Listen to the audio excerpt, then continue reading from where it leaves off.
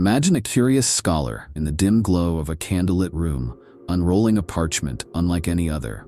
Its pages whispering secrets in an indecipherable script, its illustrations dancing between the realms of the real and the fantastical. This was the fate of Wilfrid Voynich when in 1912 he stumbled upon a mysterious codex hidden away in the library of a Jesuit college. Little did he know that he held in his hands a puzzle that would confuse linguists, cryptographers, and curious minds for over a century. This is the story of the Voynich Manuscript, a book whose origins are as murky as the ink that forms its strange characters, whose bizarre illustrations seem to beckon us into some otherworldly garden, and whose text, no matter how many brilliant minds have tried, still defies every attempt at translation. It is easy to picture that moment of discovery. Wilfrid Voynich, an antiquarian with a passion for rare books, brushing away layers of dust and peering at a green-stained vellum covering. The book was small, just 240 pages or so, but the weight of the mystery it carried felt immense. Its pages were filled from edge to edge with an elegant yet utterly alien script. No stroke of the pen resembled any language known to Europe. No historian could match it. No lexicon contained these symbols. The only clue to its past lay in a faint inscription, Jacobi a Tepanece de Monte Regali, suggesting it once belonged, sometime in the 17th century, to Jacobus Hortzicki de Tepench, a physician to Emperor Rudolf II. But before that, it vanished into the mists of time, and with it, any record of who wrote it or where it originated. Radiocarbon dating, performed in 2009, placed the creation of the manuscript's vellum between 1404 and 1438. This early 15th century window places it squarely in the late medieval period, at the height of Europe's fascination with alchemy, herbal lore, and mystical knowledge. Yet in all of Europe's known libraries and collections, no record refers to such a book. The earliest documented owner, George Beresch, a Bohemian alchemist, wrote to Athanasius Kircher in Rome around 1639, pleading for help in deciphering this sphinx. Beresch was convinced it contained hidden wisdom, perhaps a compendium of ancient herbal knowledge, an echo of a lost tradition. But Kircher, who had himself attempted to unravel Egyptian hieroglyphs, could do no more than marvel at its inscrutability. And so the manuscript languished through the centuries. First in the hands of Emperor Rudolf II, who paid a hefty sum, 600 ducats, for it, believing it to be the work of Roger Bacon, the 13th century English friar famed for his scientific and mystical pursuits. If Bacon had truly authored it, the manuscript might have held the key to some arcane science, perhaps a secret alchemical formula lost to time. But today, scholars reject the Bacon theory, noting that the script and illustrations show none of the stylistic markers of his era. Instead, we are left with paleographic hints, the handwriting style, the quill strokes, even marginal annotations in Latin, traces that a German book dealer, Johann Marcus Marci, may have sent it to Kircher on Beresch's behalf. Yet the true identity of the scribe or the purpose of this codex remains hidden in plain sight. Flip through its pages, and you'll be struck first by the text. Flows of looping characters, each line as fluid as a stream of ink, without a single erasure or correction. This suggests not an amateur's scribble, but a practiced hand, confident in creating this unbroken language. If it is a cipher, then it is a cipher so complex that even a mastermind codebreaker would balk. Consider how many of the world's sharpest cryptographers have tried and failed to make sense of it. During World War II, the United States Army and the United Kingdom's codebreakers focused on German Enigma decrypts, yet some of their best minds would later turn to the Voynich Manuscript, only to find themselves similarly defeated. Frequencies of symbols hint at patterns. Some characters appear far more often than others, reminiscent of common letters in European languages. But no key has emerged. No glossary. It's as if someone invented a language and then wrote volumes in it, never to explain its grammar, its vocabulary, or its purpose. As you absorb the script, your eyes might drift to the drawings. Images of plants that exist nowhere on Earth, their stems curling like tendrils of smoke, their leaves glowing with an otherworldly light, and their roots twisting into impossible knots. Some pages are dominated by bathing scenes, groups of nude, almost fairy-like women immersed in pools and tubes, linked by plumbing that defies logic. Others show zodiac wheels, a circle divided into 12, each segment marked with stars, and figures that resemble constellations, yet are strangely mutable. A fish with multiple tails, an animal that is part horse, part scorpion.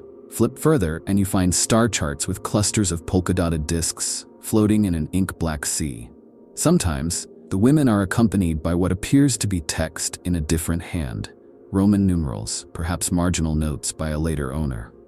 But the heart of the manuscript remains that inscrutable Voynichese. It's in these illustrations that the Voynich Manuscript truly earns its reputation as history's most baffling book. Because here, drawn with exquisite care, is a botanical atlas that defies classification. Botanists have scoured these pages, attempting to match each flower and herb to a known species, only to find they align with nothing in Europe, Asia, or the New World.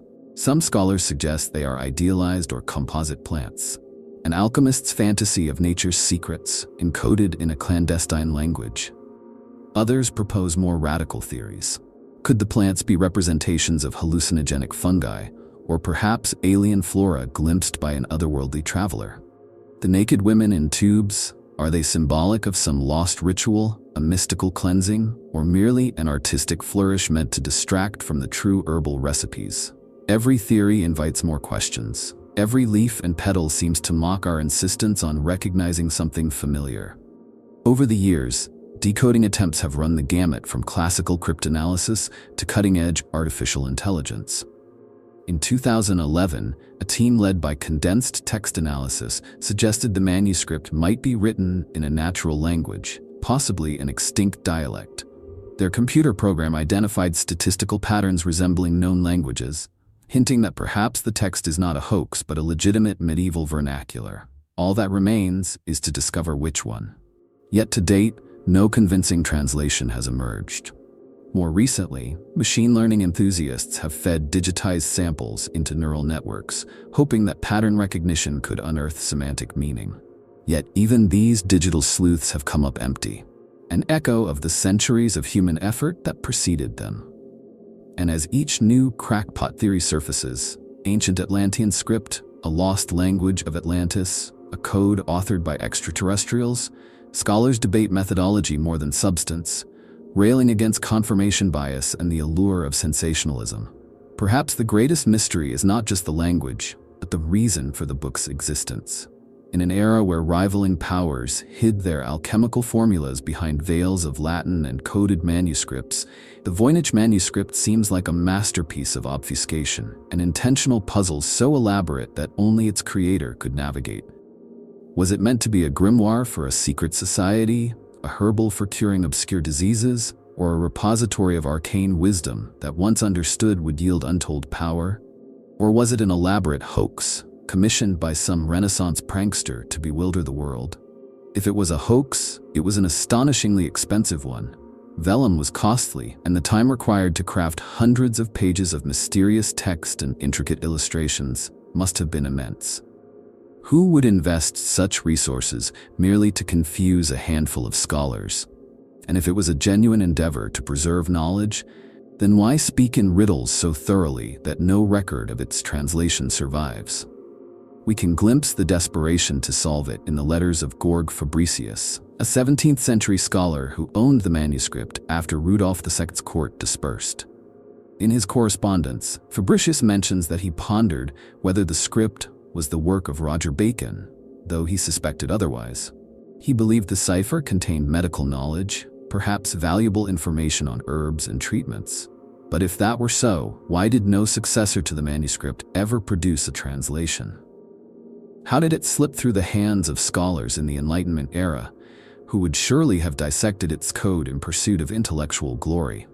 Instead, it sank into obscurity until Voynich discovered it, like some relic resurfacing after being lost in the ocean for centuries.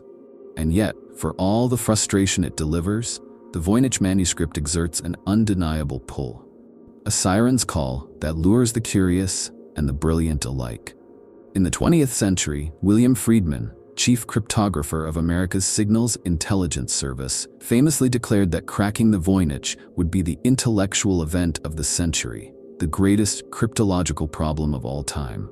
Friedman's team spent years applying every technique they knew: frequency analysis, pattern mapping, linguistic comparison, yet came away empty-handed.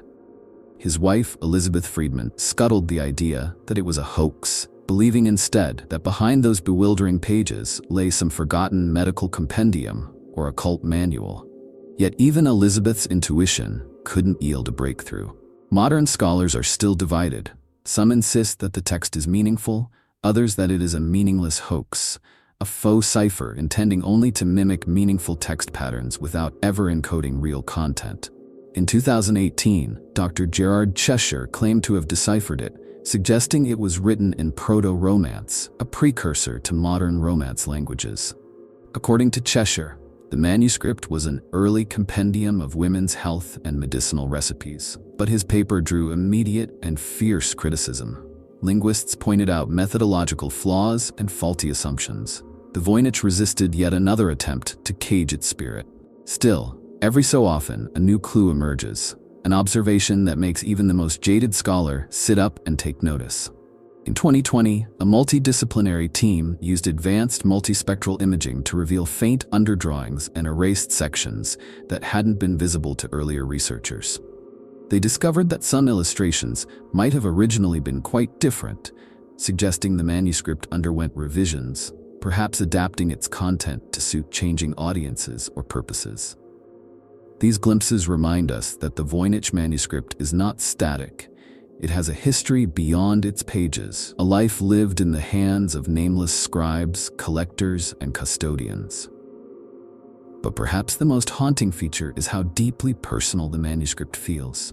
As you trace the swirling lines of Voyniches, you can't help but sense the hand behind them, an individual who labored over each stroke, who believed passionately in the knowledge they were committing to vellum. Whoever this person was, they invested not just time, but hope and reverence in preserving something they deemed worthy of posterity. And yet, that hope remains unrealized. We stand at the edge of their creation like archaeologists gazing at an artifact from an unknown civilization, grappling with fragments of meaning, straining to hear the echoes of a voice long silent. On a cold November evening in 1969, the Voynich Rare Book and Manuscript Library at Yale University acquired the Voynich manuscript. It was catalogued as MS-408, and from that moment it became accessible to scholars worldwide. Researchers could study the parchment under ultraviolet light, analyze the ink's composition, and photograph every page for digital examination. Yet despite all the technological marvels of our age, from pattern recognition algorithms to AI-driven translation tools, the Voynich remains, stubbornly and beautifully, beyond our grasp. There is a strange comfort in its mystery. In a world where so much knowledge is at our fingertips, the Voynich manuscript reminds us that not all questions have answers. It invites us to wonder. It dares us to sit with the unknown. And maybe that is why, despite countless efforts, it will endure as a testament to human curiosity, a relic that prods us, even now, to keep searching, keep questioning, and keep believing that somewhere, hidden in those looping characters and surreal illustrations, lies a story waiting to be told. So the next time you find yourself in a dimly lit room, leafing through an old book that promises secrets, remember the Voynich manuscript. Remember Wilfrid Voynich's thrill when he first peeled away the dust. Remember the boisterous court of Rudolf II, where alchemists and visionaries sought to bend nature to their will. Remember the countless cryptographers who sat for hours, heads bowed, trying to tame those untranslatable lines. And remember that some mysteries resist even our most brilliant minds, whispering to us through the centuries that some knowledge is meant not to be conquered, but to be cherished in its beautiful inscrutability. After all, perhaps the greatest lesson of the Voynich manuscript is that wonder itself can be the truest form of knowledge.